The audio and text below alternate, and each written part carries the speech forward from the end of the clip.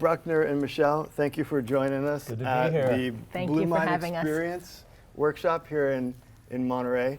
I'm going to start out by just asking each of you the simple question I've asked everyone we've interviewed, which is, what is your water?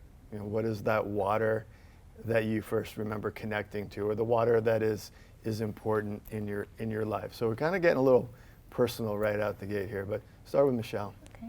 Well, I come from a family of swimmers. My father swam lots of large bodies of water around the world, but the swim I remember from my childhood most is the swim he did from the Farallon Islands to Marin. Wow. And I was like 1 year old, so obviously I don't remember the swim itself, but I remember the story. And so that part of the world and that part of the ocean has always been really special. My dad died when I was 11, and so like that part of the history of the family was very important. And I started swimming competitively when I was 6. Swimming was always really central to everything my family did together. But I would say that body of water, that very rough patch between the Farallon Islands and the coast of California. So the Farallon Islands, 28 miles? 28 miles off the coast. Lots of sharks. Right. World famous for the white sharks that call it home part of the year at least. So big, open Pacific Ocean, cold, and you know, not to vilify the sharks, but they live there. A lot of people had tried it, and nobody, at least in recorded history, had finished it. And so there was a lot of question about whether it was possible. Right. So it was quite a bit of the lore of my family, connected us all to the water and the ocean. Yeah. How about you, Bruckner? I was rescued from drowning twice before I was 10 years old in a country club swimming pool. So it's so ironic to me that I have this moniker. I'm known for all this swimming proficiency, where I was like the kid that cried during swim practice that my mom made me go to because my eyes stung and the goggles leaked. And I remember that drowning experience where someone pulled a kickboard away from me and I went straight to the bottom of the pool. So that was my experience with water, and there was no relaxed blue mind in my youth with that. And I think that the water that changed my life is Monterey Bay. It's right back behind us, because it's the water when I first moved here elicited more fear than anything. And I was drawn, I tell people of all the things I've done, the only thing I'm really good at is I'm good at being afraid. Yeah. Because I usually pay attention to that and think there's probably something I need to learn or experience through that fear. Yeah.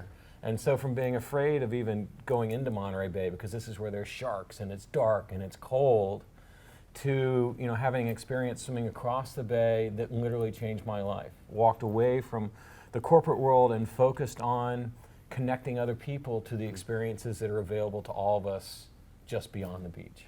So you say rather casually there, swimming across the bay. And so what specifically we're talking about is leaving dry land over here in Santa Cruz. At 4 o'clock in the morning. At 4 o'clock in the morning, and not getting out until you reach Monterey. At 6:30 at night. At 6:30 that night. Swimming through the largest jellyfish blooms, being stung by jellyfish constantly for 14 hours. I mean, jellyfish bigger than the kayaks. Found out later after we got there that there was a tagged great white named Frodo that they tagged at the Farallons that was on the same route I was on in Monterey Bay. One of the support boats had to leave me to go rescue an entangled blue whale while we were out there. Yeah. Saw the largest pod of dolphins I've ever seen in my life. And we did this to launch the Blue Ocean Film Festival, which was there to tell stories about our oceans and our connections to them. And here we are having these experiences literally right behind where this was happening. And it's ironic that we're here and all that stuff's still going on right out there, and here we are talking about how we connect to that water. Yeah. I remember sharing with someone that, while not everyone is connected to that as I was in those moments, literally feeling every wave, every wildlife sting, every stimulus was personal and right there, that the connection to that ocean is something we share, and the level at which that connection exists for us is the only thing that's different. Right. You both have done extensive, long distance open water swimming. Any moments just of clarity, insight? Most people won't experience the physical and mental depths of an experience like that. That takes you to a completely different place in terms of your body and your mind? I have a moment, and we've spoken about this before. I actually tried to swim the year before I actually completed it and was overcome by jellyfish. Swam through jellyfish for 6 hours and was stung so badly that when they pulled me out, I was a basket case. And conditions were beautiful. Yeah. You took photos from above the water and it was glass. It was the perfect condition to swim. I had trained perfectly, I was feeling great, but then you look down below and it's absolute chaos. It was nothing but pain and chaos. And long before the venom built up in my system to the point where I had to quit, I was angry, I was upset, I was overcome with emotion saying this shouldn't be happening, this isn't fair. I was fighting the ocean, I was fighting the jellyfish. It was all this bad things that's happening to me, stopping me from doing what I felt I deserved. And I knew that when I came back to try it the next year, we may have jellyfish again. I knew that I couldn't be stronger, but I could put myself in a mental state so that I became part of the experience. If I got stung, I got stung, but removing that fear and anger. And I remember at first we thought there weren't going to be any jellyfish the second year, and then after the first mile I got stung the first time, and then it was just constant. And keep in mind, this is pitch black dark, and then the sun comes up and it's like the exhibit at Monterey Bay Aquarium. That's what it looked like below me. But I knew my experience from before, and I remember looking over to the side, and I see this large ray just underneath the water, surrounded by jellyfish, just sitting there, literally kind of watching me as I go by. He didn't swim away, he was just there, surrounded by jellyfish. And I had this epiphany moment going, that's one of the most beautiful things I've ever seen. Right. Because I see this peace amongst what I was experiencing at the moment as chaos and pain and fear, and I see this peace of just, this is balance. Because I'd look to the left and I'd see the sunrise coming up, I'd look to the right and see the moonrise setting, and this moment of just clarity and peace, and go, all right, whatever happens, happens, but I want to immerse myself in that experience. That's an epiphany moment for me. And I've had experiences in the water with sharks and bad waves and scary conditions, but that moment of not fighting something that's much bigger than I am, and recognizing my place in it, and trusting the team that's looking after me, that's how it becomes this nurturing, positive experience. Yeah. Your experiences in open water swimming, well, not, you mentioned there's always a team. You're not out there truly alone, but it really is a solitary process to go through, and the mental side of it is it's you in the water, and there's a goal. But your life's work is not about being alone in the water. Your life's work is about connecting other people, connecting to them, and helping them work through their stuff. And so, Michelle, your research, your PhD is focused on helping young people who have dealt with trauma, who have crashed, who are going through this ebb and flow, who have hit walls of various kinds, and helping them just get on their feet. And so there's a lot to say about that, but I'm interested in it through this water perspective. So what might be a little bit more specific to this is the work that I do with women who are afraid of swimming in the ocean. So I do research with youth who are incarcerated, who have high rates of trauma, and have done research on using mindfulness meditation as like an adjunct therapy to adjunct trauma therapy, help with the current well-being of living in a juvenile justice facility, and attenuate some of the neurological impacts of trauma. It's a little bit more off the cuff when I work with the women on the beach and in the ocean. It's not as structured, but I specialize in working with women who want to do triathlons, want to do open water swimming, but are terrified of the water. Right. And really, it has nothing to do with their ability level. And what I use most with them is, taken from my research on mindfulness meditation, which is just being in the moment, like experiencing what it is to be in the water right now.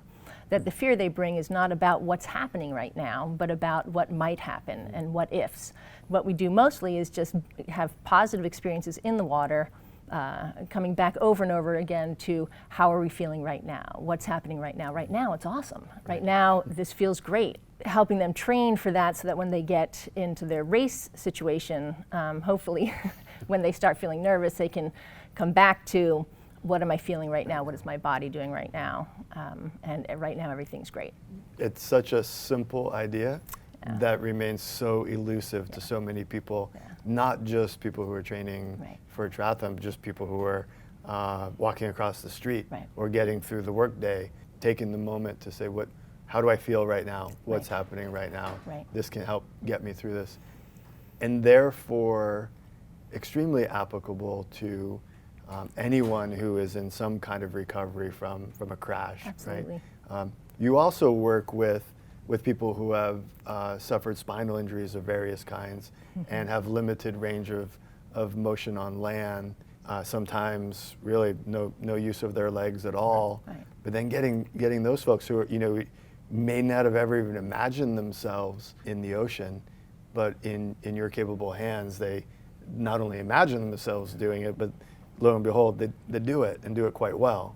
We had been designing opportunities for people to get into the water, to physically connect to the water. And then what we found in talking to a physical therapist at a regional rehabilitation hospital, that often people after traumatic injuries that may rob them the use of 2 limbs or all 4 is feelings of isolation. Where do I go next? What can I do?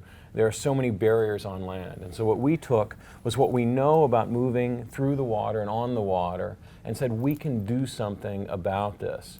And there's a sport called prone paddleboarding that's prevalent in the surf lifesaving world and in ocean sports world.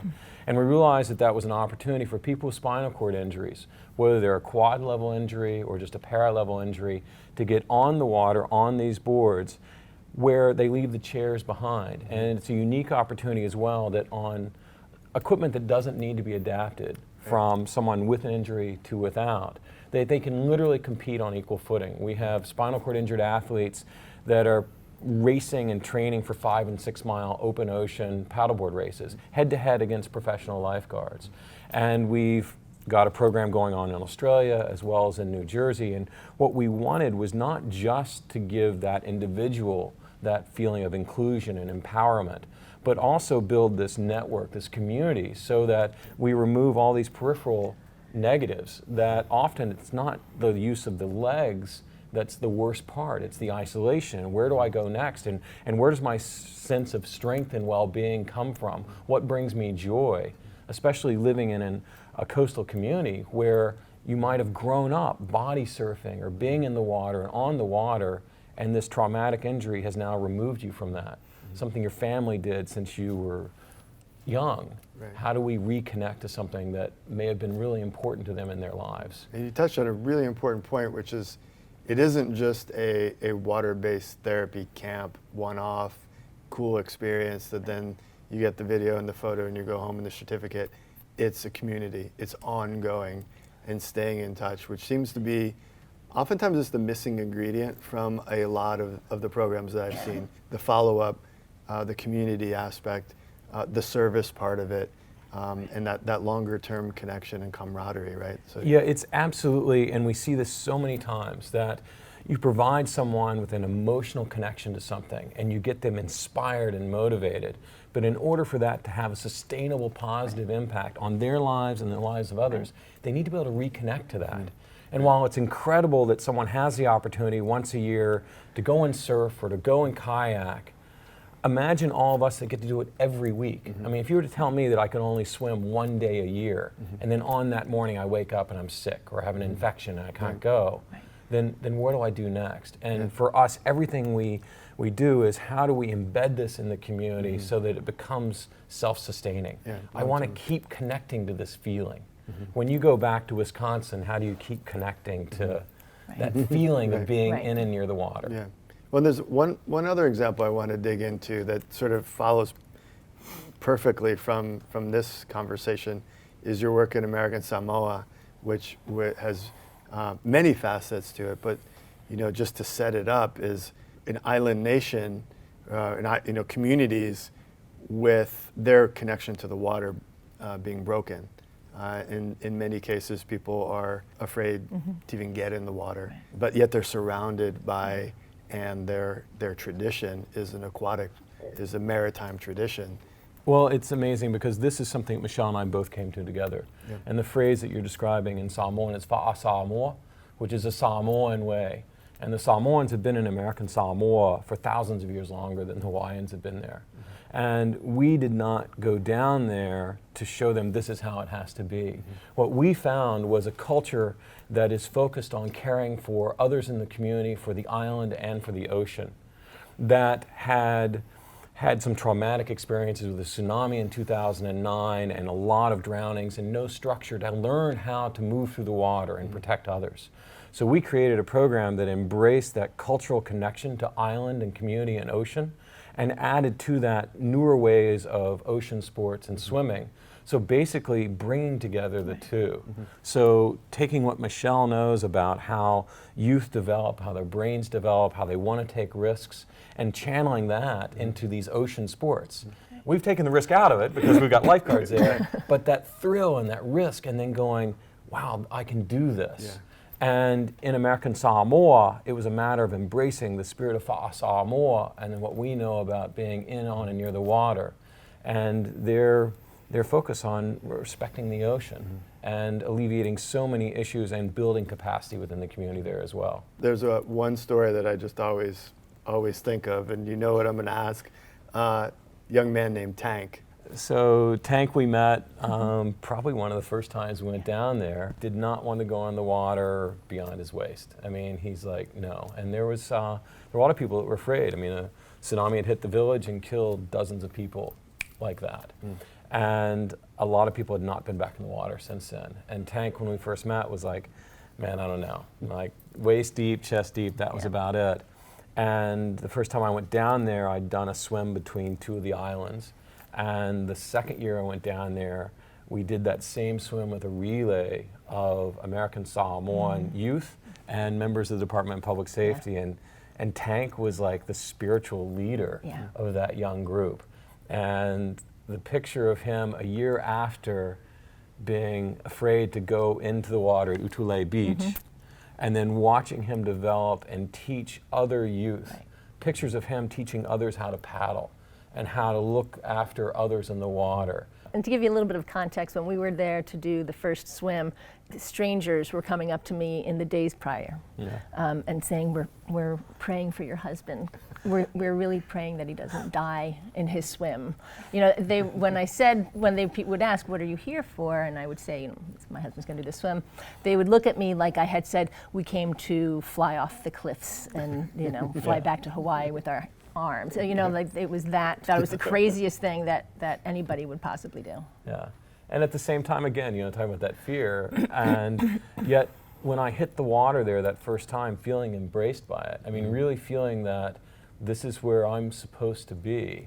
And it was, and the things that happened in that water, in that experience, and others to us, stuff that has a lot of significance in Samoan legend that was transpiring in and around us. It said, this is home. You're fortunate to have inherited this legacy. You're fortunate to have found each other.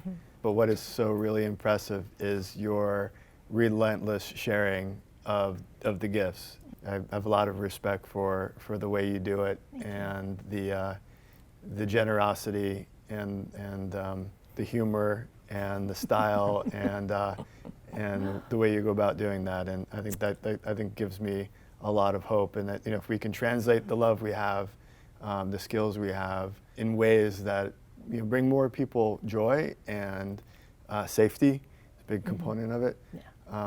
But I want to end with, I'm going to ask both of you to answer this question. In your wildest dream, right? So, no budgetary restrictions, no permitting restrictions. You know, wave your magic wand. What is your big, bold, wild vision for the world in the context of this conversation? The first thing that comes to mind is to expand the paddleboard program. That it would be awesome. It would be a dream come true to have every community that is near a large, any body of open water, whether it be a lake or an ocean, to have a community of paddleboarders that included people with and without spinal cord injuries. I feel like I came at this so late. I'm driven by this sense of urgency that if I had glimpses of what was possible 20 years earlier, what could I do? Because I don't know how much longer my body's going to hold up to this. And I'd say down the line, we work under this mantra that we try to instill in others the passion to care, the strength to act, and the vision to inspire. And now when I cross a finish line or I have an experience, my first thought is not telling anyone how special this makes me, but how open to all of us these same experiences can be. So for me, if I can hear my words and my vision reflected back to me from others and see that implemented in other places, that's what I want, because I can't do this alone. And it needs to be someone. I see people younger than I am and think there is so much more that they can do that I will never be able to touch. Right. And so how do we help them recognize that potential even sooner? Yeah, powerful words coming from that kid on the bottom of the country club swimming pool. Really. Who was given a popsicle after he's brought up to the surface. Yeah, exactly. Right. Well, thank you very much for joining us and sharing your Thank you for passion. having us. Yeah. Thanks. Thank you.